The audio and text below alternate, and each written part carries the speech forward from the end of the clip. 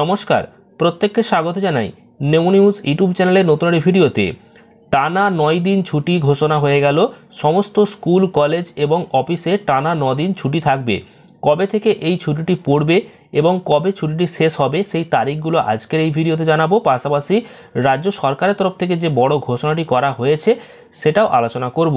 তো অবশ্যই খুবই গুরুত্বপূর্ণ ভিডিওটি মনোযোগ সহকারে দেখবেন। কবে থেকে ছুটি পড়ছে, কবে ছুটি শেষ হচ্ছে সেই তারিখগুলো জানাবো। তো ভিডিওটি শেষ পর্যন্ত দেখার আগে এই ভিডিওটিকে লাইক করুন এবং পরবর্তী আপডেটগুলি পেতে চ্যানেলটিকে সাবস্ক্রাইব করে পাশের বেল আইকনে অল প্রেস করে রাখুন।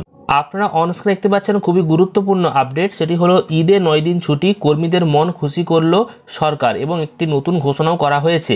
তো দেখুন, পরিষ্কার যেটা জানানো হচ্ছে যে সরকারি কর্মীদের উদ্দেশ্যে নতুন বিজ্ঞপ্তি জারি করা হয়েছে, যেখানে রমজান মাসে সাহরি ও ইফতারের সময় বিবেচনায় এবার কিন্তু সরকারি কর্মীদের একটি যে ছুটির ঘোষণা সেটা কিন্তু করা হয়েছে।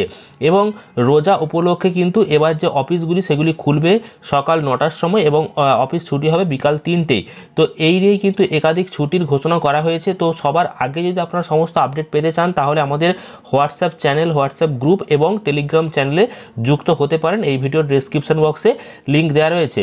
তো ঘোষণা হয়ে গেল কিন্তু ঈদ উল ফিতরের একটা ছুটি, এবং ছুটির তালিকাগুলো যদি আপনারা দেখেন তাহলে বুঝতে পারবেন যে কোন কোন দিন ছুটি থাকতে চলেছে। তো সূত্র মারফত যেটা জানা যাচ্ছে যে মার্চ মাসের 28 তারিখ শুক্রবার সাপ্তাহিক ছুটি, তারপর কিন্তু 29 এবং 30শে মার্চ অর্থাৎ শনি রবিবার ঈদের আগের 2 দিন নির্বাহী আদেশে ছুটি থাকবে। এরপর 31শে মার্চ সোমবার ঈদ উল ফিতরের দিন রয়েছে।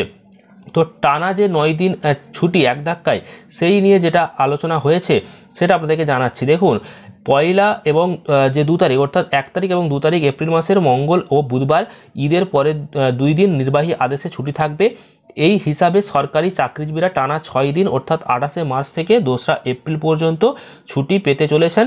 কিন্তু এরপরেও এত ছুটি মিলতে চলেছে যেটা কিন্তু আপনারা জানতে পাচ্ছেন। দেখুন যে 3 তারিখ অর্থাৎ এপ্রিল মাসে 3 তারিখ অর্থাৎ বৃহস্পতিবার অতিরিক্ত একদিন ছুটি নিতে পারবেন, তাহলে সেটির সঙ্গে পরে 4 তারিখ ও 5 তারিখ এপ্রিল মাসে ছুটি পেয়ে যাবেন। কারণ 4 ও 5 তারিখ হচ্ছে শুক্র এবং শনিবার হওয়ায় সাপ্তাহিক ছুটিও যোগ হয়ে যাচ্ছে। তো সেক্ষেত্রে টানা সব মিলিয়ে 9 দিনের একটা ছুটির সুযোগ কিন্তু তৈরি হয়েছে এবং সেই ঘোষণাও করা হয়েছে।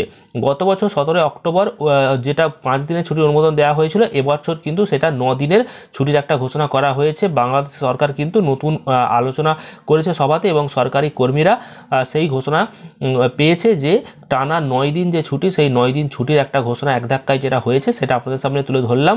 তো অবশ্যই আপনারা পরবর্তী আপডেটগুলি পাবেন। চ্যানেলটিকে সাবস্ক্রাইব করুন, ভিডিওটি ভালো লাগলে প্রচুর পরিমাণ লাইক এবং শেয়ার করুন। এছাড়াও আমাদের হোয়াটসঅ্যাপ এবং টেলিগ্রাম চ্যানেলে যুক্ত হতে পারেন। এই ভিডিওর ডেসক্রিপশন বক্সে লিঙ্ক দেওয়া রয়েছে।